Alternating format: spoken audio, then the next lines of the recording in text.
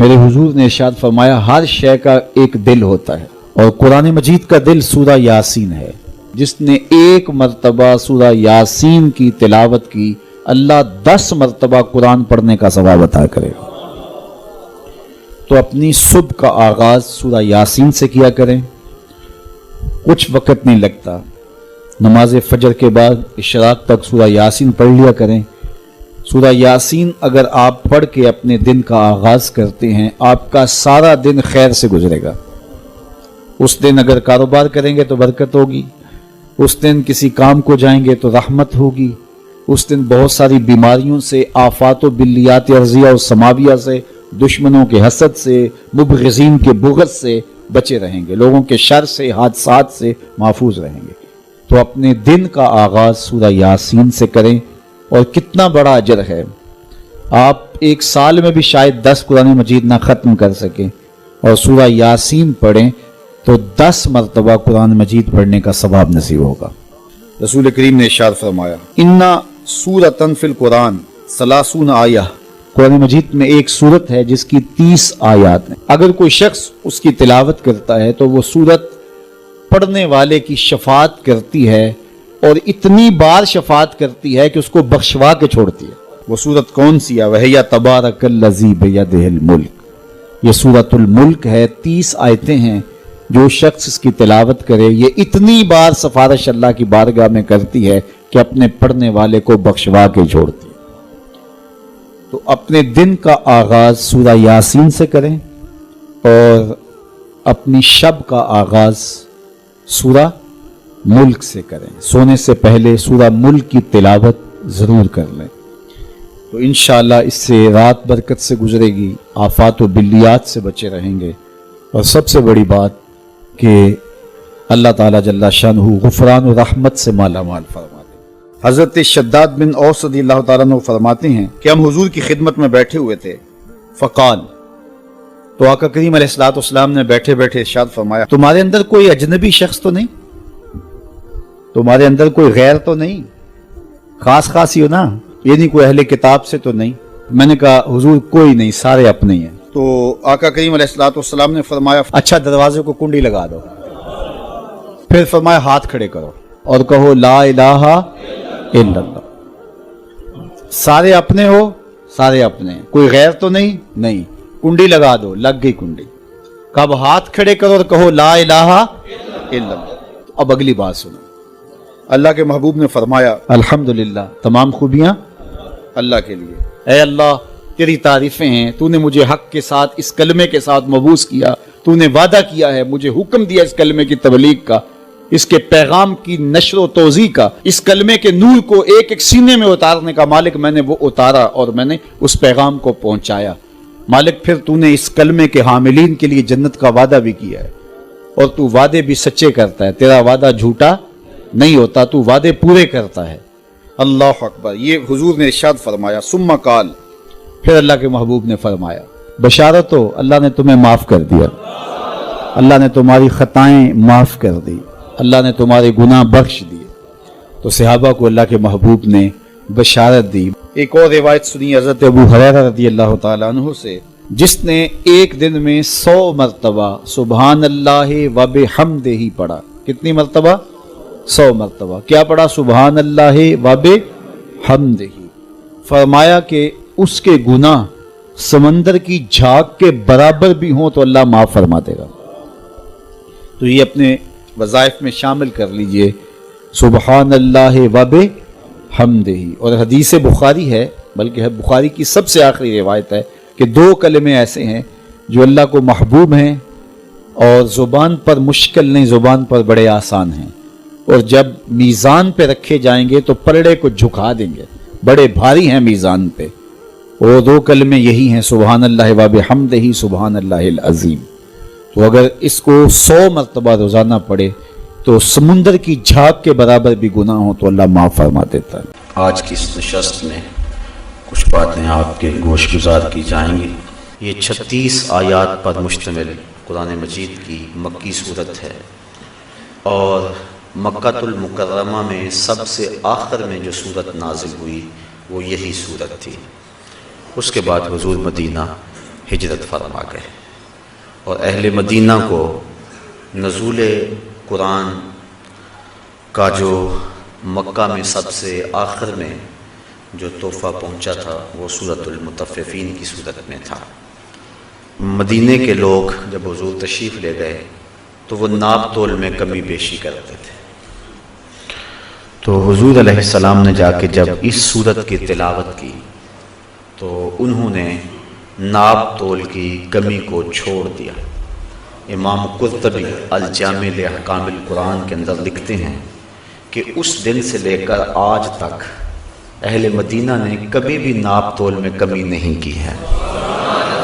جب یہ صورت نازل ہوئی تو اس دن سے لے کر آج تک کبھی بھی ایسا نہیں ہوا کہ اہل مدینہ نے اس بات میں کوتاہی کی ہو۔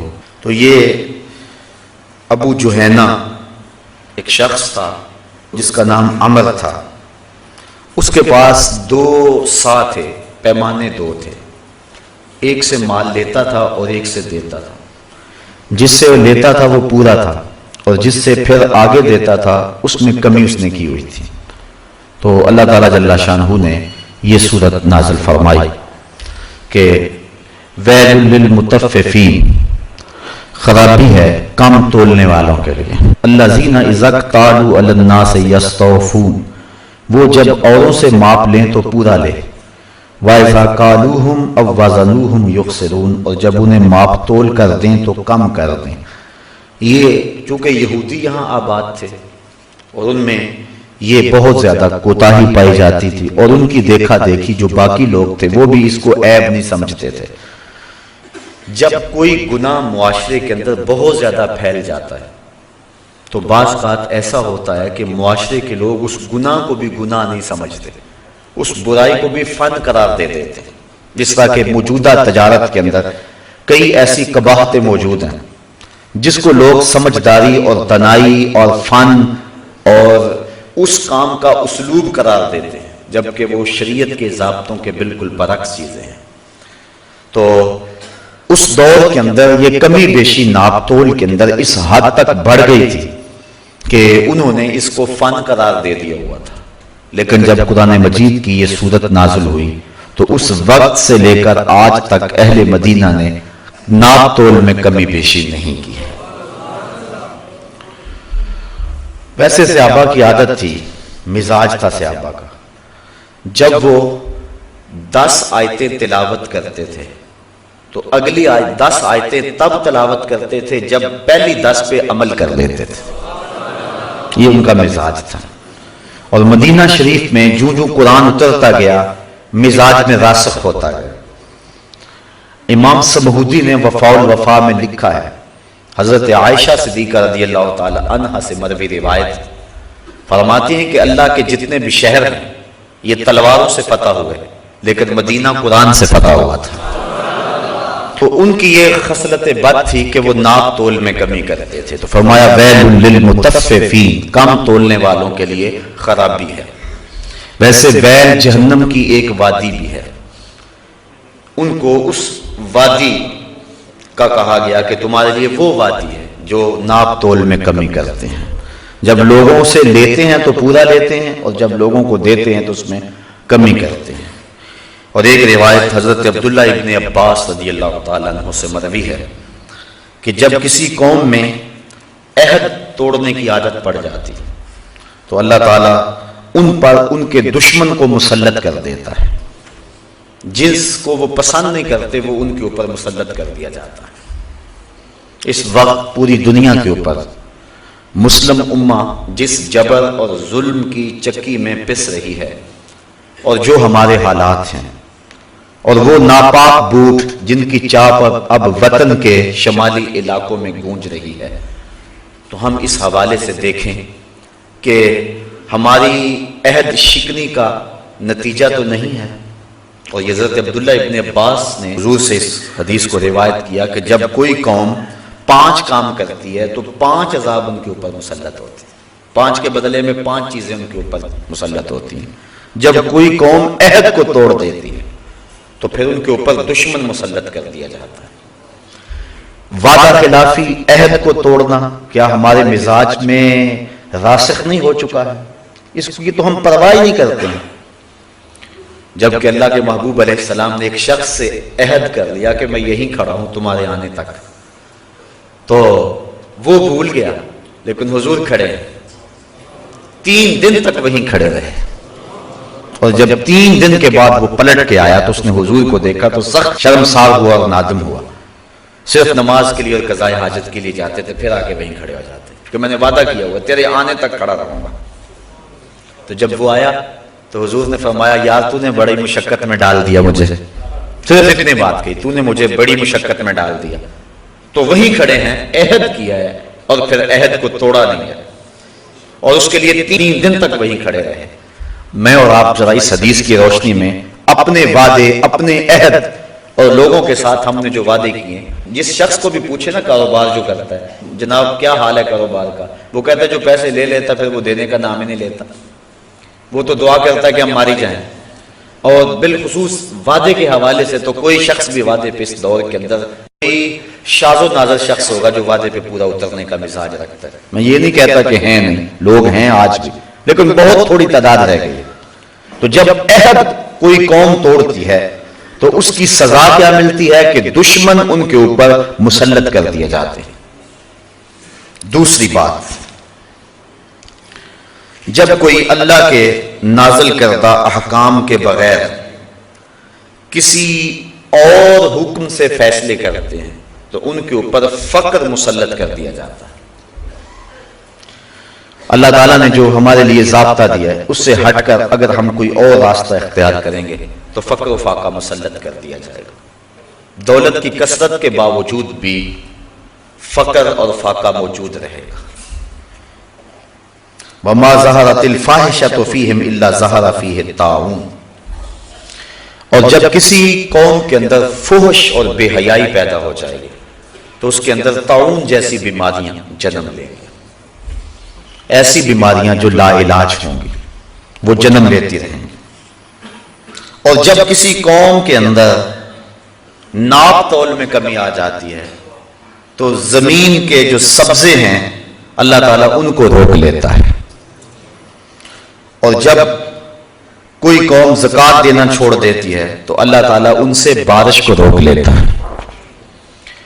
بے وقت بارش ہوتی ہے، وقت پہ بارش نہیں ہوتی، جب ضرورت ہے اس وقت نہیں ہوتی، تو یہ عذاب کی ایک صورت ہے۔ تو جو ان 5 امراض میں مبتلا ہوں گی ان کو یہ 5 سزائیں اس کی لازمی طور پہ دی جائیں گی۔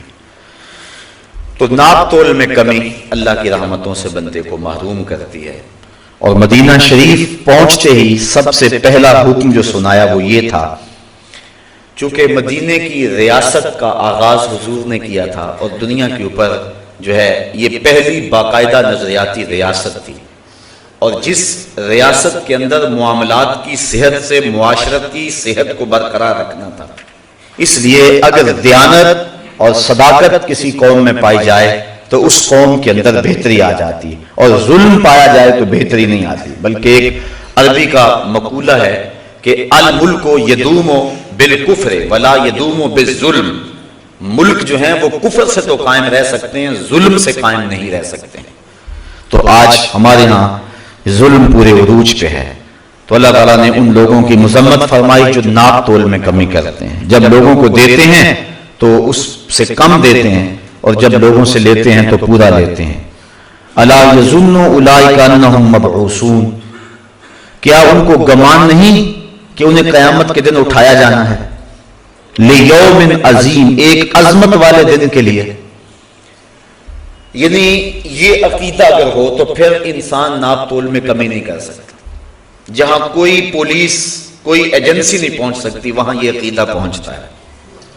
یہ خیال کہ میں آج جو بھی کر رہا ہوں کوئی مجھے دیکھ رہا ہے یا نہیں دیکھ رہا، اللہ تو دیکھ رہا ہے، اور کل قیامت کے دن ہر شے تش تش بام تو ہو جائے، اس دن تو ہر شے سامنے آ جائے گی۔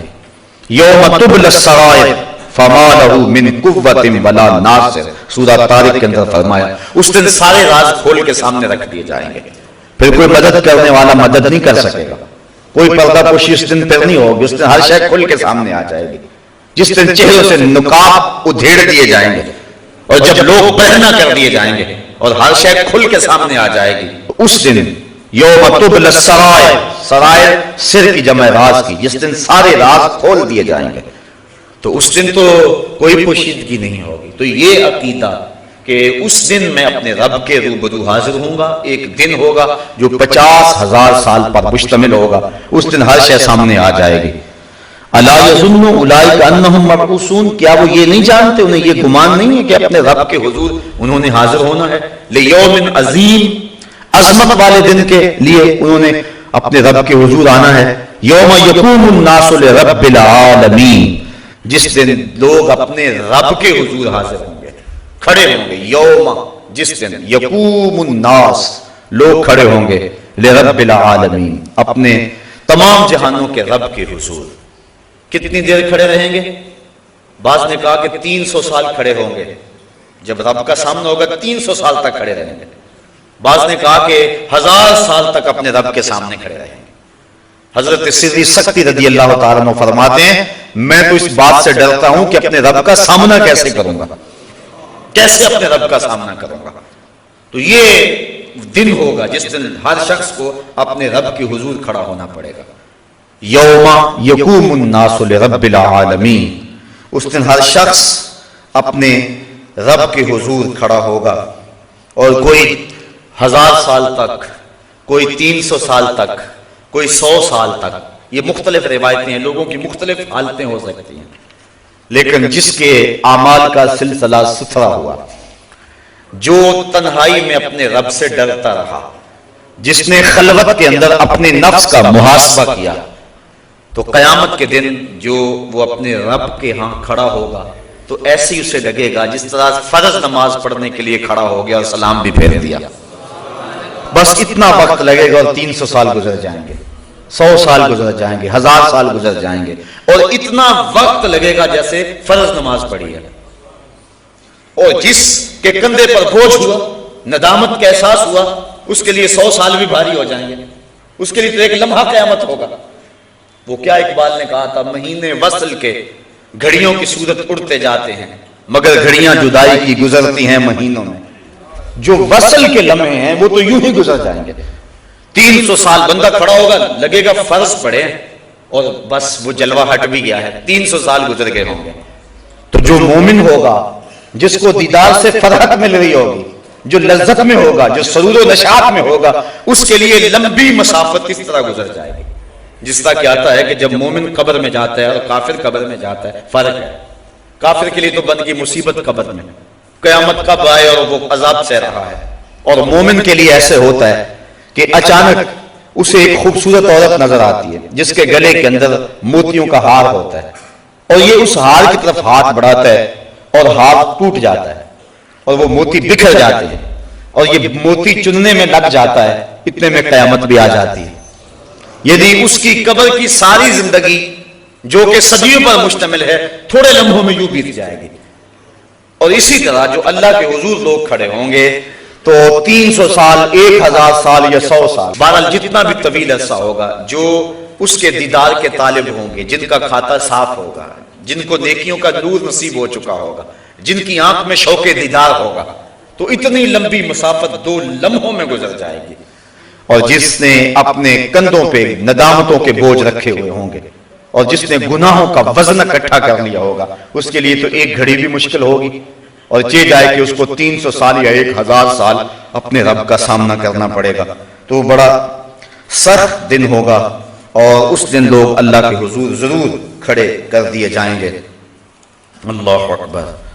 آگے فرمایا کلا ان کتاب الفجار لفی سجین، بے شک کافروں کا لکھا ہوا سجین میں رکھ دیا جائے گا.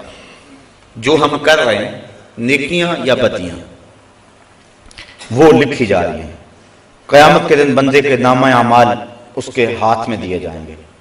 جس کے اعمال اچھے ہو اس کے دائیں ہاتھ میں نامہ اعمال دیا جائے گا، جن کے اعمال بد ہوئے اس کے بائیں ہاتھ میں نامہ اعمال دیا جائے گا. اور جب انسان اپنا نامہ اعمال کھولے گا تو وہ کیا کہے گا، ما لہذا الکتاب لا یغادر صغیرۃ ولا کبیرۃ الا احصاها. ہاں اس کتاب کو کیا ہو گیا، اس نے چھوٹی بڑی کوئی بات نہ چھوڑی، سب کچھ لکھ دیا. یہ تو بات میں نے مزاح میں کہی تھی یہ تو چلتے چلتے میری آنکھ ہی بھٹکی تھی. تو وہ کہے گا کہ اس نے سب کچھ لکھ دیا اور ایک ایک چیز اس کتاب پہ لکھی ہوئی ہوگی، اور اس وقت بڑی سختی اور بڑی پریشانی لاحق ہوگی. تو جو برے لوگ ہوں گے، فاجر ہوں گے، فاسق ہوں گے، کلا ان کتاب الفجار لفی سجین، ان کی کتاب جو ہے وہ فجار کا جو لکھا ہوا ہے ان کے جو نامہ اعمال ہوں گے سجین میں رکھ دیے جائیں گے. اور یہ حضرت مجاہد سے روایت کرتے ہیں کہ یہ 7ویں زمین کے نیچے ایک چٹان ہے. اور ایک اور روایت جس کو حضرت کعب نے روایت کیا ہے وہ یہ ہے کہ یہ 7ویں زمین کے نیچے ایک کالے رنگ کی چٹان ہے جس کے اندر ان لوگوں کے اعمال نامے رکھے جائیں گے. اب محفوظ ہو رہے ہیں، جو بروں کے اعمال نامے وہ بھی محفوظ ہو رہے ہیں، جو اچھوں کے اعمال نامے ہیں وہ بھی محفوظ ہو رہے ہیں. بروں کے اعمال نامے، فجار کے اعمال نامے سجین میں رکھے جا رہے ہیں، اور وہ 7 زمینوں کے نیچے ایک سیاہ رنگ کا پتھر ہے، چٹان ہے، ایک وادی ہے ایک، اس میں رکھے جا رہے ہیں. وما ادراک ما سجین، اور فرمایا تم کیا جانو کہ وہ سجین کیا ہے؟ تمہیں نہیں پتا وہ سجین کیا ہے. تمہارے نامہ اعمال وہاں لکھے جا رہے ہیں، یہاں کر رہے ہو، یہاں فرشتے بھی لکھ رہے ہیں، وہاں بھی لکھے جا رہے ہیں. کتاب مرقوم، وہ رقم کی گئی کتاب ہے، لکھے گئے نام اعمال ہیں. ویل یومئذ للمکذبین، خرابی ہے اس دن ان لوگوں کے لیے جو آخرت کے دن کو جٹلاتے ہیں، جو اس دن کی تکذیب کرتے ہیں. الذین یکذبون بیوم الدین، جو انصاف کے دن کو جٹلاتے ہیں. وہ کہتے ہیں یہ جہاں مٹھا اگلا کس نے لکھا، کوئی کہتا ہے دیکھ لیں گے، کوئی کہتا ہے بابر بیش کوش کے عالم دوبارہ نیست، یہ دنیا ہی سب کچھ ہے، بس زندگی کے نفع اس دنیا سے ہی حاصل کر لو. اس کی ساری ترجیحات دنیا ہیں. ذرا میں اور آپ غور تو کریں، صبح سے لے کر شام تک اور شام سے لے کر صبح تک کس مقصد کے لیے زندگی گزار رہے ہیں؟ یہ کیا سب کچھ دنیا ہی ہے یا کوئی اور جہان بھی موجود ہے؟ اگر کوئی اور جہان بھی موجود ہے تو اس کے لیے ہم آگے کیا بھیج رہے ہیں، کیا کر رہے ہیں؟ ہم یہ نہیں کہتے کہ دنیا کے لیے کاروبار نہ کرو، کمائی نہ کرو، لیکن جہاں جتنا رہنا ہے وہاں اتنا ٹھکانہ بناؤ. 10 دن کے لیے سفر پہ جاتے ہو، بیرون ملک جاتے ہو، وطن میں کہیں چلے جاتے ہو، تو وہاں 10 دن رہنا ہو تو وہاں آپ کوئی کوٹھی تو نہیں خریدتے، وہاں تو ایک ہوٹل کا کمرہ کرائے پہ لیتے ہیں. میاں یہاں ایک کوٹھی خرید لو نا، کہتے نہیں بس میں نے 10 دن تو رہنا. تو جہاں 10 دن رہیں وہاں مکان کرائے پہ لیا جاتا ہے، اور جہاں 10 سال رہنا ہے، زیادہ رہنا ہے، وہاں چلو آپ ایک مکان بنا لیں.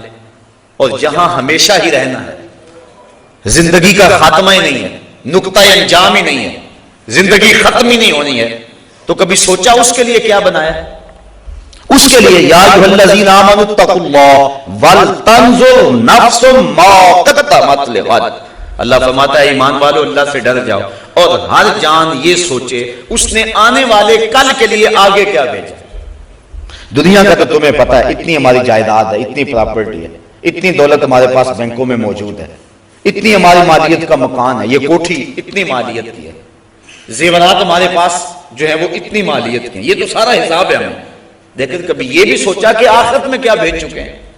وَلْتَنْظُرْ نَفْسٌ مَا قَدَّمَتْ لِغَدٍ، ہر جان یہ دیکھے اس نے آنے والے کل کے لیے کیا بھیجا. یہ ساری زندگی کتنی ہے؟ 50 سال کی، 60 سال کی، 100 سال کی لگا لیں، لیکن حشر کا ایک دن 50,000 سال کا ہوگا.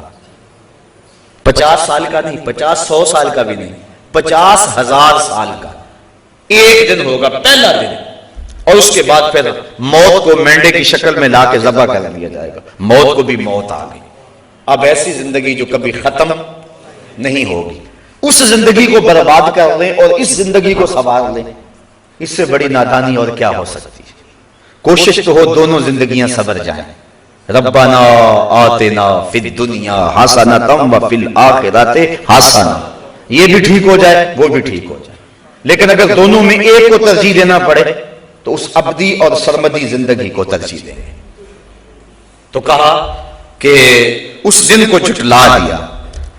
ایک ہے زبان سے جھٹلانا، تکذیب کرنا، میں نہیں آخرت کو مانتا، اور ایک ہے اپنے عمل اور اپنے رویے سے آخرت کی تکذیب کرنا، اپنے انداز معاشرت سے آخرت کی تکذیب کرنا.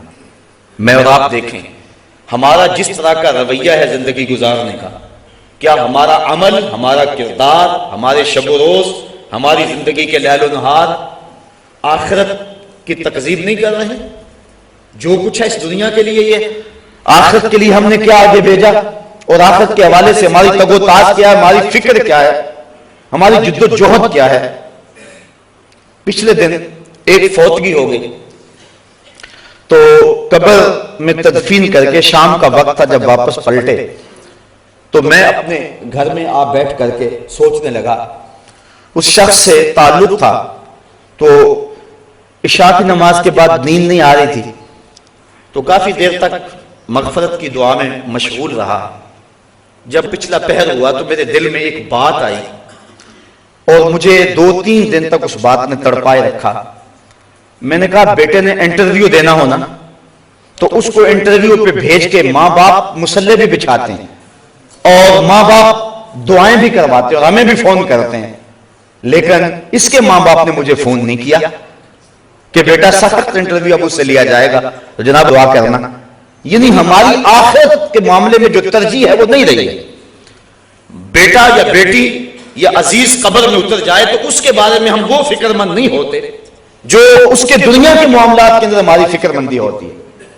اور اس کو ذرا تھوڑے لمحوں میں تنہائی میں کبھی سوچنا کہ ایسا ہی نہیں ہے، تو ہمارا عمل، ہمارا رویہ اور ہماری زندگی جو ہے یہ آخرت کی تکذیب کر رہی ہے۔ تو اللہ تعالیٰ جل شانہ نے ارشاد فرمایا، وَيْلٌ يَوْمَئِذٍ لِّلْمُكَذِّبِينَ، خرابی ہے اس دن کو جھٹلانے والوں کے لیے، اس دن کی تکذیب کرنے والوں کے لیے۔ کوئی کہتا ہے یہ جہاں مٹھا اگلا کس نے ڈٹھا، کوئی کہتا ہے جی دیکھ لیں گے آخرت آئے گی تو دیکھ لیں گے، اتنا آسان تو نہیں ہے۔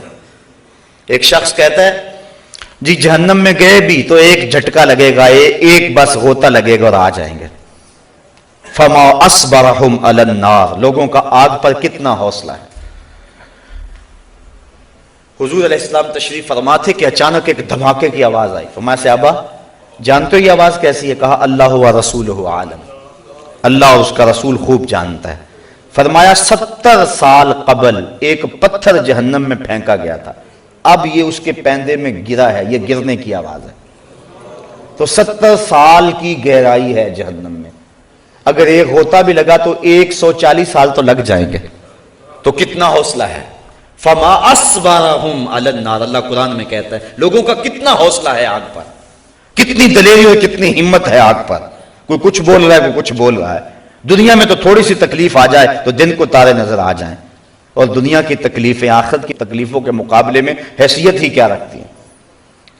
تو ماں باپ کو جہاں اولاد کے اچھے مستقبل کی فکر ہوتی ہے، اس کا مستقبل ٹھیک ہو جائے، اور مستقبل سے مراد اس کی دنیا کی زندگی کے آخری ایام، کبھی اس کا مستقبل آخرت کا مستقبل بھی سوچنا چاہیے۔ بچہ اگر سکول میں نہ جائے تو ماں باپ کو پریشانی ہو جاتی ہے بڑی، اور تعویذ بھی کرواتے پھرتے ہیں، دعائیں بھی منگواتے پھرتے ہیں کہ یہ بچہ پڑھ نہیں رہا، دل نہیں لگا رہا، کتنے دن ہو گئے سکول نہیں جا رہا، ماں کا چین لٹ گیا، باپ کا چین لٹ گیا۔ اور مسجد میں اگر نماز پڑھنے نہ جائے تو کیا ماں باپ کو اتنی ہی پریشانی ہوتی ہے؟ اگر اتنی ہی پریشانی ہوتی ہے تو پھر مبارک ہو، ویسے ہونی زیادہ چاہیے، لیکن اگر نہیں ہوتی تو پھر سوچنا ہوگا ہم نے کس کو ترجیح دی۔ ہم صبح بھیجتے ہیں نا اسکول میں بچے کو تو کتنا تیار کرتے ہیں اس کو، نئے کپڑے جوتے پالش کر کے، ماں کتنے جتن کرتی ہے، اور صبح جب بچے کو مسجد میں بھیجتے ہیں نا تو بستر سے اٹھاتے ہیں اور جو ہے وہ اس کی گردن پہ تھپکی مارتے کر چل مسجد میں، اور اس کی ناک بھی بہ رہی ہوتی ہے اور کپڑے بھی اس کے گندلے اور عجیب حالت میں صبح کے وقت مساجد کے اندر بچے بیٹھے ہوئے ہوتے ہیں۔ اللہ کا قرآن پڑھانے کے لیے بھیجا ہے جس کو بغیر وضو ہاتھ بھی نہیں لگا سکتے، تو ہم نے کس حالت میں بھیج دیا، اور جب سکول بھیجا تو کس حالت میں بھیج دیا۔ میں یہ نہیں کہتا کہ بچوں کو اس انداز میں سکول نہ بھیجو، صفائی ستھرائی دین کا حصہ ہے، لیکن جب قرآن مجید پڑھنے کے لیے تم نے بھیجا تمہیں یہی اہتمام کرنا چاہیے تھا۔ وما قدر اللہ حق قدرہ، اللہ فرماتا لوگوں نے اللہ کی قدر کا جو حق تھا وہ ادا ہی نہیں کیا ہے۔ جو ماں باپ جتنی اہمیت دیں گے اس حساب سے بچوں کے ذہن میں وہ چیز بیٹھے گی۔ تو فرمایا وما ادراک ما سجین کتاب مرقوم ویل یومئذ للمکذبین الذین یکذبون بیوم الدین وما یکذب بہ الا کل معتد اثیم، اور آخرت کو وہی جٹلائے گا جو سرکش اور گناہگار ہوگا۔ جس کے سینے میں خوف خدا کی چنگاری موجود ہوگی، وہ آخرت کی قولاً عملاً کبھی بھی تکذیب نہیں کرے گا۔ اس کی زندگی کا سب سے اہم مسئلہ یہ ہوگا۔ بخاری شریف کتاب الایمان کی روایت ہے، ایک تابعی کہتے ہیں میں 30 صحابہ سے ملا ہوں اور میں نے 30 صحابہ میں ایک کو بھی نہیں دیکھا جو ایمان کے بارے میں فکر مند نہ ہو۔ 30 صحابہ میں ہر بندہ فکر مند تھا ہمارا خاتمہ ایمان پہ ہو جائے، ہمارا خاتمہ ایمان پہ ہو جائے۔ جب بھی بات ہوتی خاتمہ ایمان کی بات ہوتی۔ حضرت سعید بن المسیب 80 سال عمر ہے، زندگی و موت کی کشمکش ہے۔ لوگ حال پوچھنے آئے، کہا سعید بن المسیب کیا حال ہے؟ ہم سے اگر کوئی حال پوچھنا کیا حال ہے تو ہم یہی کہیں گے ٹھیک ہے، صحت ٹھیک ہے، کاروبار ٹھیک ہے، یہی حال ہمارا حال کا مفہوم ہی ہے۔ لیکن حضرت سعید بن المسیب سے پوچھا کیا حال ہے؟ کہا اللہ کا شکر ہے، شیطان جس روپ میں آئے میرا کچھ نہیں بگاڑ سکتا، لیکن اگر عورت کے روپ میں آئے تو میں کچھ کہہ نہیں سکتا۔ 80 سال کی عمر میں کہہ رہے ہیں، انہیں اس وقت بھی فکر لگی ہوئی ہے کہیں شیطان اس راستے نہ آ جائے، اور انہیں اپنے حال کی صحت جو ہے کہ میرا حال ٹھیک ہے، بیمار ہیں، پوچھنے والے کہتے ہیں کیا حال ہے؟ کہا اللہ کا شکر ہے کہ شیطان کا ہر راستہ میں نے روک دیا ہوا اللہ کی توفیق سے۔ حضرت سری سکتی کا جب بیٹا فوت ہو گیا، تدفین میں تجہیز و تکفین میں ایک نماز بھی فوت ہو گئی، اور لوگ آپ کو افسوس کرنے آ رہے تھے۔ آپ نے شام کے وقت اٹھتے ہوئے کہا کتنا عجیب دور آ گیا، میرا بیٹا فوت ہوا، سارا شہر افسوس کے لیے آیا، اور میری نماز فوت ہوئی کسی ایک نے بھی نہیں پوچھا۔ تو یہ فکر والی باتیں ہیں۔ تو کہا وما یکذب بہ الا کل معتد اثیم، اور اسے نہ جھٹلائے گا مگر ہر سرکش آدمی۔ اذا تتلی علیہ آیاتنا قال اساطیر الاولین، جب اس کے سامنے یہ آیتیں پڑھی جاتی ہیں وہ کہتا ہے یہ پچھلوں کی قصے کہانیاں ہیں۔ قرآن بھی اس کے من میں جو ہے وہ زیر و بم پیدا نہیں کرتا، قرآن کی آیتیں بھی اس کے اندر روشنی پیدا نہیں کرتی، وہ اتنا اس کا دل جو ہے وہ سیاہ ہو گیا ہے۔ اور یہ کیوں کہتا ہے کہ یہ پچھلوں کی کہانیاں ہیں؟ یہ قولن کہے یا عملن کہے؟ کلا بل ران علی قلوبہم ما کانوا یکسبون، کلا بل کوئی نہیں بلکہ ران علی قلوبہم اس کے دل پر زنگ چڑھا دیا گیا ہے، زنگ چڑھ گیا ہے، ما کانوا یکسبون، اللہ تعالیٰ نے زنگ نہیں چڑھایا، اس کی کرتوتوں کی وجہ سے زنگ چڑھ گیا، دنیا میں انحماق کی وجہ سے زنگ چڑھ گیا، گناہوں کی کثرت کی وجہ سے زنگ چڑھ گیا۔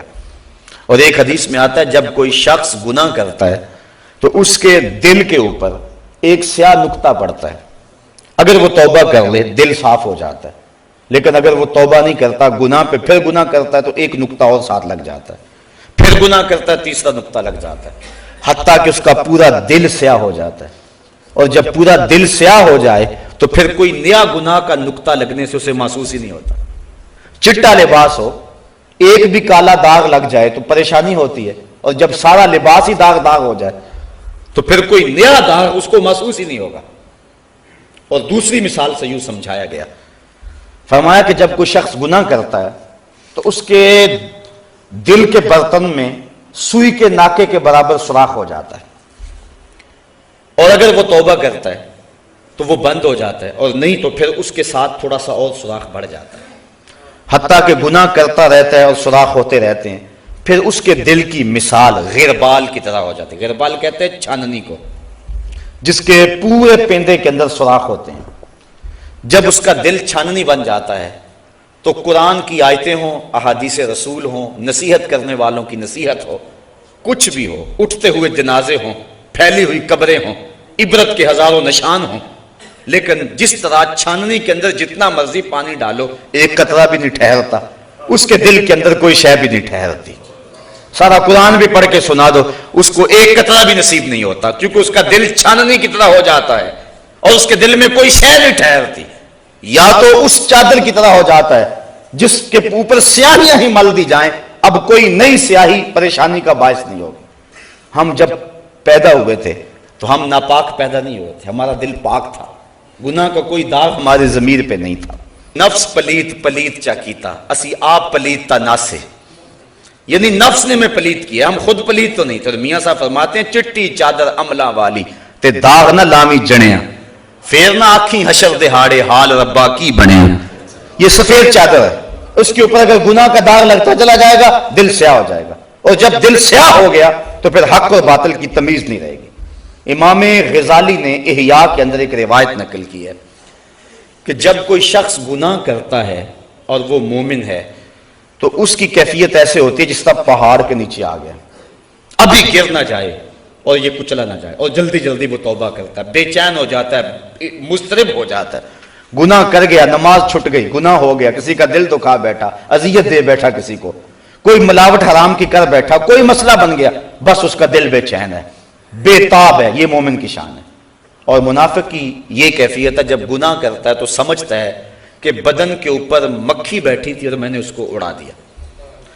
اب میں اور آپ ذرا دیکھیں کہ ہماری کیفیت کیا ہے گناہ کرنے کے بعد۔ اگر ایسا ہے کہ ہم محسوس کرتے ہیں کہ احد پہاڑ کے نیچے آ گئے تو پھر تو مبارک ہو، اور اگر گناہ کرنے کے بعد بھی احساس گناہ نہیں ہوتا تو پھر مجھے اور آپ کو فکر کرنی چاہیے۔ فرمایا کلا بل رانا علی قلوبہم، بلکہ ان کے دلوں پر زنگ چڑھا دیا گیا، ما کانوا یکسبون، ان کی کرتوتوں کی وجہ سے، ان کے برے اعمال کی وجہ سے ان کے دلوں کے اوپر زنگ چڑھا دیا۔ اب اس زنگ کی وجہ سے انہیں حق اور باطل کی کوئی تمیز نہ رہی۔ آگے فرمایا کلا انہم عن ربہم یومئذ لمحجوبون، ایک تو یہ کہ ان کے دل پہ زنگ چڑھ گیا، دوسرا کل قیامت کے دن جب رب کے جلووں کی فراوانی ہوگی یہ لوگ اپنے رب کا دیدار نہیں پا سکیں گے۔ اللہ اکبر۔ کلا ہاں انہم عن ربہم، بے شک یہ اپنے رب سے، یومئذ اس دن، لمحجوبون پردے میں ہوں گے، انہیں دیدار الہی نصیب نہیں ہوگا، ان کو اس کے جلوے نہیں ملیں گے، اور جس کو رب کا جلوہ اس دن بھی نہ ملا۔ ویسے تو اللہ نے قرآن میں فرمایا من کان فی ہذہ اعمی فہو فی الآخرۃ اعمی، جو اس دنیا میں اندھا رہا کل قیامت کے دن بھی اندھا ہی اٹھایا جائے گا۔ اس سے ان آنکھوں کی بے نوری مراد نہیں ہے، دل کی بے نوری مراد ہے۔ دل بینا بھی کر طلب خدا سے، کہ آنکھ کا نور دل کا نور نہیں ہے۔ اگر آج روشنی نہ ملی، آج مقصد زندگی حاصل نہ ہوا، جس چیز کے لیے اور جس مقصد کے لیے دنیا پہ آئے تھے وہ آج حاصل نہ ہوا تو کل بھی آنکھوں میں بے نوری ہوگی، کل بھی دل اندھا ہوگا۔ جو آج اس کا دیدار نہ پا سکا کل بھی نہ پا سکے گا۔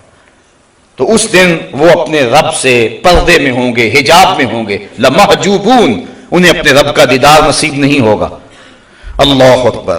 محجوبون کا ترجمہ امام قرطبی کرتے ہیں ان کرامتہ و رحمتہ ممنوعون، اور حضرت قتادہ فرماتے ہیں ان اللہ لا ينظر الیہم برحمتہ ولا یزکیہم، کہ اللہ تعالیٰ ان کی طرف نظر رحمت سے نہیں دیکھے گا، ان کو ستھرا بھی نہیں کرے گا، ان کو پاک بھی نہیں کرے گا، اور رحمت کی نگاہ ان پہ نہیں کرے گا، اور نگاہ ہوگی بھی تو قہر و غضب کی نگاہ ہوگی ان کے اوپر۔ اللہ اکبر۔ ثم انہم لصال الجحیم، پھر ان کو ہانکا جائے گا جہنم کی طرف۔ ویسے جہنم کو حشر کے میدان کے اندر زنجیریں ڈال کر 70,000 فرشتے لے کر کے آئیں گے، اور جہنم کا چنگھاڑنا وہ اتنا سخت ہوگا کہ سینوں کے اندر دل دہلیں گے، اور پھر جہنم ایک لمبی سی گردن نکالے گی، اس کو ایک گردن دی جائے گی، اور ایسے لوگوں کو وہ اپنی گردن میں لپیٹ کر اپنے اندر کھینچ لے گی۔ ایک تو طریقہ یہ ہوگا جہنم میں جانے کا، اور دوسرا طریقہ ان کو پیشانی کے بالوں سے اور پاؤں سے پکڑا جائے گا، جس طرح سورہ یاسین کے اندر بیان فرمایا گیا، تو پکڑ کے ان کو گھسیٹ کر کے جہنم میں لے جایا جائے گا انتہائی ذلت کے ساتھ۔ وہ چیختے چنگارتے رہیں گے لیکن ان کی کوئی فریاد نہیں سنی جائے گی۔ ثم انہم لصال الجحیم، یہ کن کی بات ہو رہی ہے؟ جو آخرت کے دن کو جھٹلاتے ہیں، قرآن کی آیتیں ان پہ اثر نہیں کرتی، اس کو پچھلوں کی قصہ کہانی سمجھتے ہیں، ان کے دل پہ زنگ چڑھ چکا ہے۔ سارا قرآن بھی پڑھ کے سنا دو، من میں اجالے نہیں ہوتے، چھلنی کی طرح ان کے اندر ایک بھی قطرہ نصیحت کا نہیں ٹھہرتا۔ اللہ اکبر۔ ثم یقال ھذا الذی کنتم بہ تکذبون، پھر جہنم میں پھینک کر ان کو کہا جائے گا ھذا الذی، یہ ہے وہ، کنتم بہ تکذبون، جس کی تم تکذیب کرتے تھے، جس سے تم ڈرتے نہیں تھے، جس کی تمہیں پرواہ نہیں تھی، جس کے بارے میں تمہارا خیال تھا یہ کہیں وہم اور گمان نہ ہو، یہ واعظین کی کہانیاں نہ ہو، بس ڈراوا اور دمکاوا نہ ہو، جس کو تم یہ کہتے تھے کوئی بات نہیں ہے، کہا جائے گا ثم یقال، پھر کہا جائے گا ھذا الذی کنتم بہ تکذبون، یہ ہے وہ جس کی تم تکذیب کرتے تھے۔ کلا ان کتاب الابرار لفی علیین، اور فرمایا سن لو، بے شک جو نیکوکار ہیں ان کا جو لکھا ہوا ہے وہ علیین میں ہوگا. اب علیین کیا ہے؟ آگے فرمایا وما ادراک ما علیون. علیون کیا ہے؟ تم کیا جانو علیین کیا ہے؟ کتاب مرقوم، وہ ایک ایسی کتاب ہے جس کے اوپر مہر لگی ہوئی ہے. تمہارا نام ہے اعمال جو مہر زدہ ہے. یشہدہ المقربون، وہ ایسی جگہ پہ ہوگا، عرش کی دائیں سمت یہ مقام ہے علیین، جہاں نیکوں کے اعمال نامے رکھے گئے ہیں. اور یشہدہ المقربون، مقرب فرشتے ان جگہوں کی زیارت کرنے آتے ہیں. روزانہ فرشتے جاتے ہیں جو علیین کی زیارت کرتے ہیں کہ یہ وہ جگہ ہے جہاں نیک لوگوں کے اعمال نامے رکھے گئے ہیں. ان الابرار لفی نعیم، بے شک جو نیکوکار ہیں وہ نعمتوں میں ہوں گے، چین کی زندگی میں ہوں گے. دنیا پر تو دکھ دیکھ لیا، اذیتیں بھی سہ لی، تکلیفیں بھی سہ لی. سحری کے وقت اٹھے، سارا دن روزے سے رہے، نظر پہ پہرا بٹھایا، خیالوں کو آوارہ نہیں ہونے دیا، سوچوں کو بے لگام نہیں ہونے دیا، اپنے رزق کے اندر حرام کا ایک لقمہ بھی شامل نہیں ہونے دیا. زمانے کی دوڑ سے پیچھے رہ گئے. لوگ انہیں دقیانوس بھی کہتے رہے، کوئی انہیں مسیطر کہہ کے تانا بھی دیتا رہا، لیکن دنیا پر انہوں نے اپنی حفاظت کی. ان الابرار لفی نعیم، یہ نیکوکار چین کی زندگی میں ہوں گے. علی الارائک ینظرون، تختوں پر بیٹھے ہوئے ہیں، تختوں پر بیٹھے ہوں گے. ینظرون، اور دیکھتے ہوں گے. کیا دیکھیں گے؟ اس پر مفسرین کی مختلف آراء ہیں. بعض کہتے ہیں کہ جہنم کے اندر جو ان کے دشمن جل رہے ہوں گے ان کو دیکھیں گے، جو ان کو دنیا پہ تانے دیتے ہوں گے ان کو دیکھیں گے. اور ایک قول یہ ہے علی الارائک ینظرون، وہ وہاں تختوں پہ بیٹھ کے اپنے رب کا نظارہ کریں گے اور جنت کی نعمتوں کو دیکھیں گے. تعرف فی وجوہہم نضرۃ النعیم، اور اے مخاطب تو ان کے چہروں سے ہی ان کے اندر کی تازگی کو جان لے گا. ان کے اندر کتنی خوشی ہے، ان کا دل کتنا اچھل رہا ہے، ان کے من میں کتنی خوشیوں کا احساس ہے. تعرف، تو پہچان لے گا، فی وجوہہم، ان کے چہروں سے، کیا؟ نضرۃ النعیم، نعمت کی جو تازگی ہے. ان کے اندر کو جو رب نے مالا مال کیا ہے، ان کے سینے میں جو اجالے کیے ہیں، اور رب کے دیدار کے بعد ان کے چہرے پہ جو تازگی آئی ہے، وہ تجھے پہچاننے میں دیر نہیں لگے گی. جب تو دیکھے گا تو پہچان لے گا کہ ان چہروں نے تو رب کو دیکھا ہوا ہے. تعرف فی وجوہہم نضرۃ النعیم، ایک تو یہ ان کو نعمت دی جائے گی. دوسری نعمت یسقون من رحیق مختوم، انہیں نتھری ہوئی شراب پلائی جائے گی جس کے اوپر مہر لگی ہوئی ہوئے گی. یسقون پلائی جائے گی. من رحیق، ایسی کہ جس میں ملاوٹ نہیں ہوگی. وہ اور ہیں جو پانی ملا کے پیتے ہیں، یہاں تو قلم لگی ہے، بوتل ہلا کے پیتے ہیں. بالکل خالص شراب، شراب طہور. جس نے دنیا کی شراب سے منہ موڑا حقیقی نشہ اسے نصیب ہوگا. اللہ اکبر. یسقون من رحیق، ایک تو وہ نتھری ہوئی ہوگی، خالص ہوگی، ملاوٹ نہیں ہوگی. مختوم، دوسرا اس کے اوپر مہر بھی لگی ہوئی ہوگی. مہر لگنے کا مطلب کیا ہوتا ہے؟ کہ اس کے اندر کی شے باہر نہیں آئی اور باہر کی شے اندر نہیں گئی، یعنی بالکل خالص. ختامہ مسک، اور اس کی مہر کس چیز کی ہوگی؟ کستوری کی ہوگی. ختامہ مسک، اس کی جو مہر پر لگی ہوئی ہوگی وہ کستوری کی لگی ہوئی ہوگی. بعض نے اس سے مراد ختامہ سے مہر نہیں لیا، وہ کہتے ہیں ختام سے مراد آخری گھونٹ ہے. جو اس شراب کا آخری گھونٹ ہوگا وہ کستوری کا ہوگا جس سے منہ میں خوشبو پھیل جائے گی. اللہ اکبر. وفی ذالک فلیتنافس المتنافسون، اور جو رغبت کرنے والے لوگ ہیں ان کو چاہیے کہ ایسی شراب کی طرف رغبت کریں. یہ ہے وہ پینے والی چیز، اور ملے گی کیسے؟ اللہ اکبر. کبھی حوریں پہ لائیں گی، کبھی غلمان دیں گے، کبھی اس چشمے پہ جا کے خود پئیں گے، اور ایک وقت ایسا بھی آئے گا. اللہ اکبر. وسقاہم ربہم شرابا طہورا، ان کا رب انہیں اپنے دستے کرم سے پلائے گا. پھر دنیا کی ساری تھکن اتر جائے گی. جس کو وہ خود اپنے دستے کرم سے پلائے گا، اس کا دستے قدرت جو ہے وہ اس بندے کی ناز برداری کرے گا. وسقاہم ربہم شرابا طہورا. تو کہا فلیتنافس المتنافسون، پھر وہ تو پینی چاہیے نا جس کو یار خود اپنے ہاتھوں سے پلائے. شراب مصفا چو روئے نگار، شراب مصفا چو لالے نگار، بدے ساکیا جام آتش لباس، کہ مستی کنند اہل دل التماس۔ وہ تو شراب پینے کو پھر جی چاہے گا جس کو خود وہ دستے کرم سے پلائے گا۔ وَمِزَاجُهُ مِن تسنیم، اور اس کے اندر تسنیم بھی ملا ہوا ہوگا۔ ایک اور شراب کا تذکرہ کیا گیا، وَمِزَاجُهُ، اور اس کے اندر آمیزش ہوگی، امتزاج ہوگا، من تسنیم، تسنیم کا۔ اور تسنیم کیا ہے؟ ایک سپیشل چشمہ ہے جو جنت میں خاص لوگوں کو اس چشمے تک جانے دیا جائے گا، تو اس کے اندر ملونی ہوگی اس تسنیم کی۔ عَيْنًا يَشْرَبُ بِهَا الْمُقَرَّبُونَ، وہ تسنیم کیا ہے آگے بیان کر دیا، عینا چشمہ ہے، یشرب پیئیں گے بہا جس چشمے سے المقربون جو بارگاہ رب کے مقرب ہوں گے، یہ چشمہ صرف انہی کو نصیب ہوگا۔ ان الذین اجرموا کانوا من الذین آمنوا یضحکون، اور وہ لوگ جنہوں نے جرم کیے، مجرم تھے، کانوا من الذین آمنوا یضحکون، وہ اہل ایمان سے ہنستے تھے۔ اس سے مراد ابو جہل، اس سے مراد ابو لہب، اس سے مراد امام قرطبی لکھتے ہیں ولید بن مغیرہ، اور اس قبیل کے جو کافر تھے جو صحابہ کو دیکھتے، حضرت بلال حبشی کو، حضرت جو ہے وہ عمار ابن یاسر کو، اس قبیل کے جب صحابہ کو دیکھتے تو یہ ہنستے اور آوازیں کستے اور اپنی آنکھوں سے اشارے کرتے اور کہتے یہ دیکھو اسلام کے ماننے والے ہیں۔ اللہ تعالیٰ ارشاد فرماتا ہے ان الذین اجرموا، جنہوں نے جرم کیے، کانوا من الذین آمنوا یضحکون، وہ اہل ایمان پہ ہنستے تھے۔ وَإِذَا مَرُّوا بِهِمْ يَتَغَامَزُونَ، اور جب ان کے قریب سے گزرتے تو وہ آنکھوں سے اشارے کرتے، انہیں دیکھو ذرا، انہیں دیکھو۔ اللہ اکبر۔ وَإِذَا انقلبوا إِلَىٰ أَهْلِهِمْ انقلبوا فَكِهِينَ، اور جب اپنے گھر پلٹتے تو خوشیاں کرتے ہوئے پلٹتے کہ ہم نے ان کو ستایا ہے، مسلمانوں کو دکھ دیے ہیں، تکلیفیں پہنچائی ہیں۔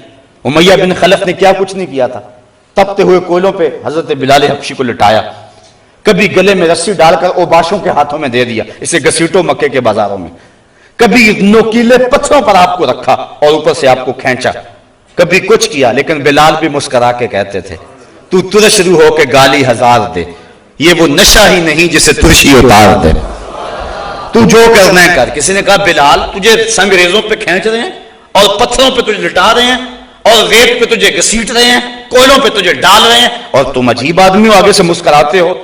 تو حضرت بلال کہنے لگے کوئی کچا برتن بھی خریدے نا تو اس کو خوب ٹھونک بجا کے دیکھتا ہے کہ یہ کہیں خراب تو نہیں ہے، میرا رب مجھ کو خرید رہا ہے، مجھے دیکھ رہا ہے، کہیں یہ خراب تو نہیں ہے۔ اور بدنامی سے بڑھتا ہے محبت کا کام۔ کیا کیا دکھ نہ دیے، کیا کیا اذیتوں سے نہیں یہ لوگ گزرے۔ اللہ اکبر۔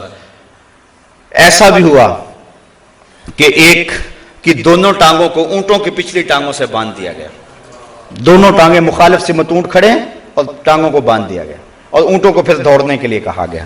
جب اونٹوں کو ماری نا چابک اور یہ جسم لگا چرنے اور سرخ سرخ قطرے گرنے لگے، اب ظاہر ہر ایک کا خیال تھا کب چیخیں گے اور ہم ہنسیں گے، لیکن کیا ہوا، جس شخص کا بدن چل رہا تھا اور سرخ سرخ قطرے گر رہے تھے اس نے کہا فزت برب الکعبہ، فزت برب الکعبہ، فزت برب الکعبہ، کعبے کے رب کی قسم میں تو زندگی کی بازی جیت گیا ہوں۔ جانا تو تھا اس دنیا سے، یہ کیا حسن ہوا، کیا خوبی ہوئی کہ یار کے نام پہ جا رہے۔ اللہ اکبر۔ عمار ابن یاسر کو آگ میں رکھ دیا گیا اور کافروں نے کہا کہ کوئی آرزو۔ اللہ اکبر۔ تو حضرت عمار ابن یاسر کہنے لگے کاش اس لمحے حضور کی زیارت نصیب ہو جائے۔ بندہ مٹ نہ جائے آقا پہ تو وہ بندہ کیا ہے، بے خبر ہو جو غلاموں سے وہ آقا کیا ہے۔